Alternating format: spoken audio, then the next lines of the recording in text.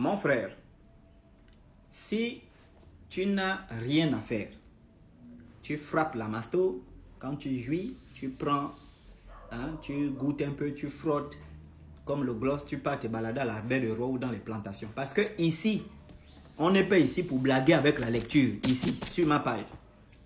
Pour venir ici, il faut lire. Il faut lire.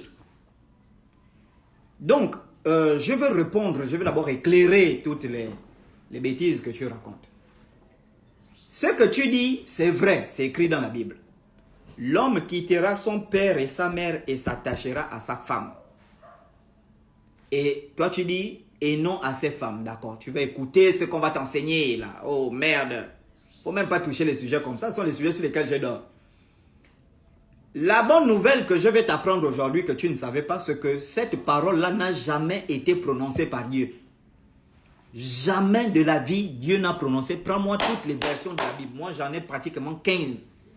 Cette parole n'a jamais été prononcée par Dieu. Cette parole a été prononcée par Adam. Dans Genèse 2, à partir du verset 23. C'est Adam qui a prononcé cette parole. Et je ne peux pas t'expliquer Genèse 2, verset 23 sans t'expliquer d'abord, parce qu'il y a un mystère dans cette parole-là. Il dit, si tu prends Genèse 2, verset 23, il dit, cette fois, voici celle qui est os de mes os et chair de ma chair. Bon, on parle de la langue française. Quand quelqu'un dit, cette fois, j'ai trouvé la mangue qu'il me fallait. Ça veut dire que la personne a fait plusieurs tentatives, il n'a pas trouvé, et que quand il tombe devant la mangue, qu'il recherchait vraiment, il dit, ah, cette fois-ci, voici la bonne mangue que j'ai cherchée. Ça veut dire que, dans ce passage-là, Adam a fait plusieurs tentatives. Et je vais t'amener à l'erreur si tu essaies d'expliquer cette tentative-là. Parce qu'il a essayé de faire plusieurs tentatives. Si on part dans une optique charnelle, on pourrait même dire que Adam a essayé de faire avec plusieurs animaux, ça ne marchait pas. Mais je vais t'épargner ce côté-là. Je vais te prendre le côté kabbalistique. Parce que moi, j'ai étudié la Kabbale. Dans la Kabbale, le mysticisme juif, il est écrit qu'Adam avait deux femmes. Sa première femme, c'est Lilith.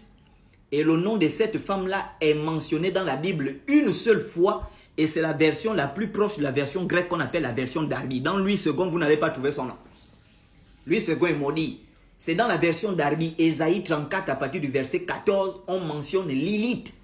Et les exégèses montrent que cette Lilith, c'était la première femme d'Adam qui a été créée des immondices de la terre, qui s'est rébellée lors d'un rapport sexuel. Elle a prononcé le nom de Dieu, elle a été chassée. Elle est partie se marier avec Samaël à la mer Rouge.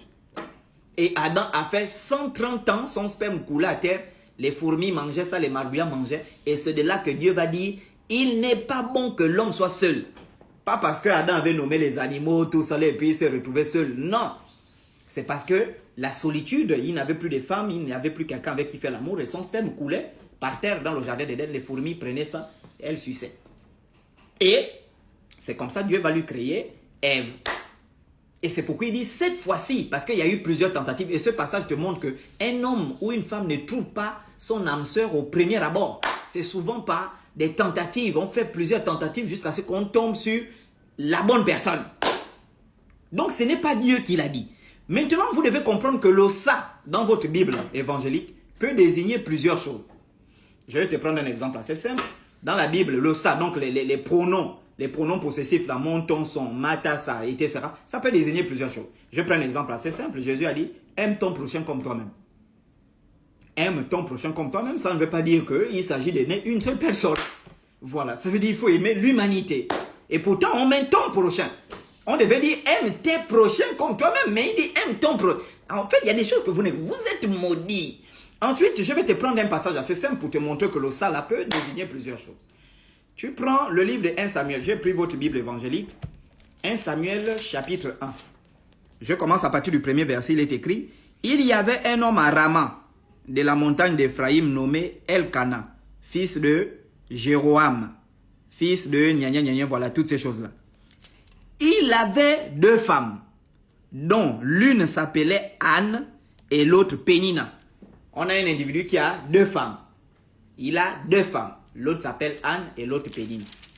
Maintenant, écoute. On dit ici, à partir du verset 4, le jour où Elkana offrait son sacrifice, il donnait des portions à Pénina, sa femme. Donc, il a 2 femmes. Il offre des sacrifices. Il donne des portions à sa femme Pénina. On ne dit pas l'une de ses femmes. Non, on dit à sa femme. Comme s'il en avait qu'une. Ensuite, à partir du verset 19, on dit ici, Alcana connut Anne, sa femme, et l'Éternel se souvint d'elle. On voit que c'est un monsieur qui a 2 femmes. Quand il donne des cadeaux à l'une, on dit il donne à sa femme. Quand il part faire l'amour avec l'autre, on ne dit pas il a connu l'autre de ses femmes. On dit il a connu sa femme. Pourtant, il a 2 femmes. Donc, chacune de ces 2 femmes est sa femme. Enfin, ça, ce sont des choses que... Mon frère, quitte de là, oh, quitte.